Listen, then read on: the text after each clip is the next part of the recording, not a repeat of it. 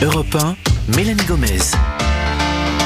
La santé et le bien-être, c'est sur Europe 1 et nous sommes avec vous depuis 15 heures. Toujours à mes côtés, le docteur Jimmy Mohamed. Et pour cette dernière séquence de l'émission, nous sommes rejoints par Catherine Blanc, sexologue et psychanalyste à Paris. Bonjour Catherine. Bonjour à tous les trois, je suis ravie. Aujourd'hui, il y a du monde dans ce studio. Oui, le professeur Jacques Blacher est resté avec nous pour cette dernière séquence de l'émission. Merci de cette gentillesse. Voilà.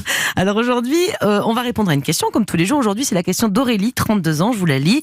J'ai fait une fausse couche il y a plusieurs mois. Le problème, c'est que depuis, je n'ai plus de libido. Pourquoi et que dois-je faire? Alors Catherine, après une fausse couche, une fausse couche, d'abord, c'est quelque chose d'assez fréquent dans la vie d'une femme. Il y en a beaucoup à qui ça arrive. Mais est-ce que c'est normal que ça bouleverse à ce point-là la libido du couple ensuite?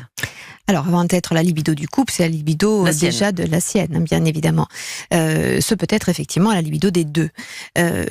Effectivement, si c'est assez, j'allais dire, classique de perdre un bébé en cours de fabrication, il se trouve quand même qu'aujourd'hui, on a des moyens de savoir très tôt qu'une femme est enceinte. Donc, elle n'est pas encore à la date même de ses règles, qu'elle attend déjà, comme le Messie, de savoir si oui ou non elle est enceinte. Donc, il y a beaucoup de projets dans la fabrication d'un bébé pour toujours, enfin de toujours, mais particulièrement aujourd'hui où les femmes font des enfants plus tardivement, parce qu'elles s'adonnent d'abord à des études, à une installation professionnelle ou de couple, etc. Et donc avec un besoin de contrôler un peu les choses. Avant, on faisait des bébés. Donc on n'en fait plus un drame aujourd'hui, entre guillemets, c'est ça que vous voulez dire? Oui, parce que comme on veut tout contrôler. Donc dès lors que l'on ne contrôle pas, évidemment qu'on est bousculé considérablement et narcissiquement. Et il y a quelque chose de l'ordre, effectivement, de l'incompétence ou de la peur de ne pas y arriver, surtout qu'à notre époque, la PMA ne concerne pas que les gens qui sont seuls, mais bien aussi ceux qui sont en couple, parce qu'il y a des difficultés de part et d'autre, chez les hommes comme chez les femmes. Jimmy ? Et on est d'accord que c'est pas un problème hormonal, parce qu'on aime bien dire ça pour les femmes, c'est hormonal, c'est hormonal. Là, au bout de quelques mois, en principe, tout rentre dans l'ordre. Oui, ça se remet très vite en route, bien sûr.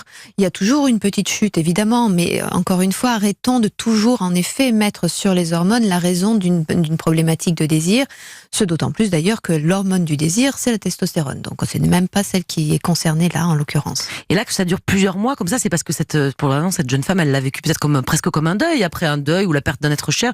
On peut avoir le désir, c'est aussi cet élan vital qu'on a en nous. Et donc, c'est pas que lié à la sexualité avec son mari, c'est autre chose, c'est comme un deuil, c'est ça? Absolument. D'ailleurs, c'est très étonnant parce que quand je travaille avec des femmes, souvent, on ne me parle pas nécessairement d'une fausse couche, mais je l'entends dans le discours autour justement de la position de sa féminité, de sa maternité, etc. Et il m'arrive de poser la question de savoir s'il y a eu des fausses couches. Et à ce moment-là, souvent, leur visage se fige. Parfois, elles pleurent parce qu'il y a des bébés qui n'ont pas donné lieu à une maternité. Pourtant, c'était vraiment très tôt. Et elles sont parfois même capables de me dire quel âge aurait le bébé. Parfois même d'imaginer quel sexe pouvait être. C'est-à-dire que l'imaginaire, lui, a fait son chemin. Et la sexualité n'est pas qu'une question d'hormones, c'est aussi une question d'imaginaire et d'imaginaire de sa compétence d'une façon générale. Là, si ça fait plusieurs mois que ça dure et qu'elle a toujours pas la libido qui est revenue pour cette jeune femme, ça veut dire qu'il faut peut-être qu'elle se fasse aider, c'est ça, non? Oui, en tout cas, qu'elle verbalise ce qu'a joué cette fausse couche dans son histoire. Est-ce que c'est parce qu'elle a peur de pas pouvoir avoir de bébé? Est-ce que c'est parce qu'elle cumule les fausses couches? Ou est-ce que c'est parce que ça raconte une histoire de sa propre histoire personnelle de naissance? Parce que, par exemple, le bébé qui allait naître racontait un point important, par exemple, sa propre venue au monde. Vous avez des personnes le bébé qui ne naît pas, c'est celui qui correspond à sa place dans la fratrie.